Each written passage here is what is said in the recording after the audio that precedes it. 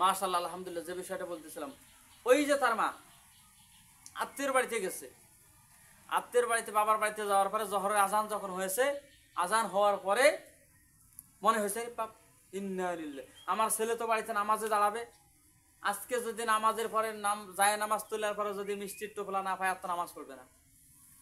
কারণ ওই ছেলেটা যখন নামাজে দাঁড়াইতো সে মনে করতো আসলে নামাজ পড়লে মিষ্টি পাওয়া যায়। এই দিকে যে তার মা কৌশল খাটাইছে এটা আর ছেলে বুঝতে পারে নাই। বাড়িতে নামাজ পড়ার পরিবেশটা কেমন করে তৈরি করছে। আল্লাহু আকবার। শোনেন শোনেন, ঘটনাটা বোঝেন, জানেন, গুরুত্বপূর্ণ বিষয়। মানে তার মা যখন জায়নামাজটা বিছাই দেয়, বিছাই দেওয়ার সময় জায়নামাজের নিচে মিষ্টির টোপলা রাখি দেয়। এই হাকিকত আর তার ছেলে জানে না, এক সাইডে রাখি দেয়। নামাজ পড়ার পরে যখন জায়নামাজটা আসতে টান দেয়, টান দেওয়ার পরে দেখে যে বাপরে বাপ মিষ্টির টোপলা, ভালোই তো নামাজ পড়লে মিষ্টি পাওয়া যায়, আগ্রহ। তার মা গিয়েছে নানার বাড়িতে, আজান শুরু হয়ে গেছে জহরের, ওখান থেকে বলতেছে বোন, তার মাকে যে মা আমি তো বাড়িতে যাবো। যে কেন বাপ, মা খাওয়া দাওয়া করে যাও। কে বলতে আজান হয়েছে, কথা না আমার ছেলে তো নামাজে দাঁড়াইছে, আর সে যদি মিষ্টির টোপলা নামাজে না পায় সে নামাজেই পড়বে না, বাদ দিবে। আজকে নামাজ পাইলাম না, আজকে নামাজে পড়বো না, বাদ দিবে, আমি যাই। এবার ওখান থেকে ওই মহিলা দোয়া আল্লাহ তাআলার কাছে, আল্লাহ যে আল্লাহ আমার ছেলে তো বাড়িতে নামাজে দাঁড়িয়ে গেছে, আজান হয়েছে, আমি তো এদিকে মেহমানের বাড়িতে, কি করবো?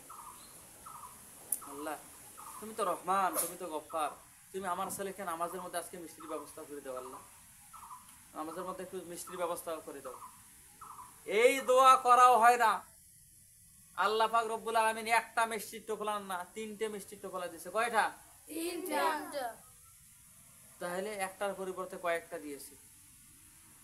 তার ঈমান ইয়াকিন।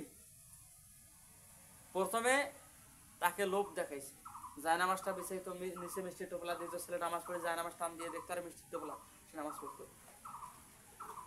আর একদিন না থাকার কারণে তার মা দোয়া করেছে আল্লাহ তাআলার কাছে, আল্লাহ পাক রব্বুল আলামিন অটোমেটিক মিষ্টির টোপলা দিয়ে দিয়েছে। এই যে দেখেন পরিবেশ, পিতা মাতা, এই জন্য একটি মা পারে একটি মেয়েকে ভালো করতে, কথা বলেন ঠিক কিনা? একটি বাবা পারে একটি ছেলেকে ভালো করতে।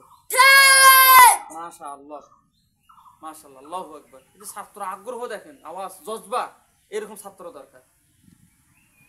লেখাপড়া সবারই ইনশাআল্লাহ রেজাল্ট ভালো হবে যদি একটা কাজ করো। আমি আশা করি আজকের পর থেকে বাড়িতে যাওয়ার পরে যখনই ফাঁকা সময় পাবা, এদিকে সেদিকে খেলাধুলা করার কোনো টাইম নেই। খুব সুন্দর করে বইটা নিবা, নেওয়ার পর তোমার যতটুকু পড়া হয়েছে কায়দা ক্লিয়ার, আমপারা ক্লিয়ার, যারা কোরআন পড়ে ক্লিয়ার, বাড়ির মধ্যে যাদের কোরআন আছে, যাদের মা বাবা আছে তাদেরকে বলবেন যে মা ফজরের নামাজের পরে যদি সূরা ইয়াসিন তেলাওয়াত করা হয়, আল্লাহু আকবার, এত ফায়দা, এত ফজিলত, এত বরকত, আল্লাহু আকবার কাবীরা। ফজরের নামাজের পরে যদি খোলা হয়, অর্থাৎ পড়া হয় সূরাতুল ইয়াসিন। সূরার নাম কি? ইয়াসিন। কোন নামাজের পরে পড়া লাগবে? ফজর। ফজরের নামাজের পরে পড়া লাগবে।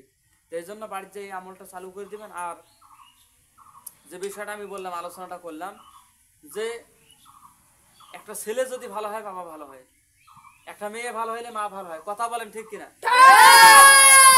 আছে একটা ছেলে যদি ভালো হয়, ছেলেটা নামাজ পড়ে, তার বাবাকে বলে বাবা চলেন নামাজ পড়ি।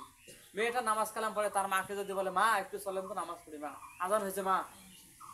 মেয়েটা নামাজ পড়ে, মেয়ের দেখা দেখি তার মা বলবে না আমার ছোট্ট মেয়েটা যদি নামাজ পড়ে আমাকে নামাজ পড়া লাগবে।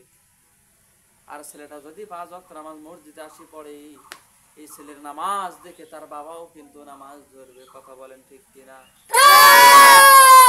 আমরা চেষ্টা করব সবাই যারা 5 ওয়াক্ত নামাজ পড়ি, আল্লাহ তাআলার হুকুম, রাসূলুল্লাহ সাল্লাল্লাহু আলাইহি সাল্লামের তরিকা পালন করি, আমল করতে পারি।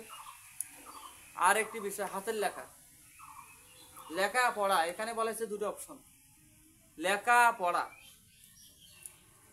যে ছাত্র ছাত্রীটা বেশি বেশি লেখাপড়াগুলি বাড়িতে করবে, সময় দিবে, মনোযোগ দিবে,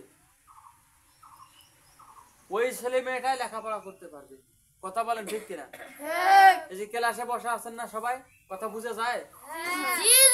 এখন এখানে বসিয়ে যদি তুমি বাড়ির চিন্তা করো, মনে মনে গল্প গুজাবে চিন্তা করো, গজল গাও, তাহলে লেখাপড়া মনোযোগ না দিলে হবে না। এখন এখানে বসার পর তুমি দেখতেছো আমি তো বাড়ির মধ্যে উঠান ঝাড়ু দিচ্ছি, এখন তুমি এখানে মনে করতেছো আমি বাড়ির মধ্যে তো ভাত খাইতেছি, এখন তুমি মনে করতেছো আমি তো সাইকেল চালাচ্ছি। এখন লেখাপড়ায় বসে মনে করতেছো তুমি 24 ঘন্টা যদি বই নিয়ে বসে থাকো আর যদি মনে কল্পনা জল্পনা করো, লেখাপড়া করতে পারবে না, মানুষের মতো মানুষ হইতে পারবে না। মনোযোগ দাও, 1 ঘন্টা পড়ো, তুমি মনোযোগ, গভীর মনোযোগ দাও। আল্লাহু আকবার, গভীর মনোযোগ দাও, খুব সুন্দর করে লেখাপড়া করো, কিছুক্ষণ সময় পড়ো, পড়ো অটোমেটিক মেমোরির মধ্যে আটকে যাবে, মেধার মধ্যে মুখস্থ। সামনে আসতেছে, এখন চলতেছে 24 সাল, কত সাল?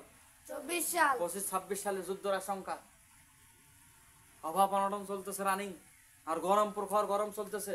মাশাআল্লাহ আজকের দিনটা একটু আবহাওয়া ভালো, আজকে আবহাওয়া ভালো আছে না নাই? আছে।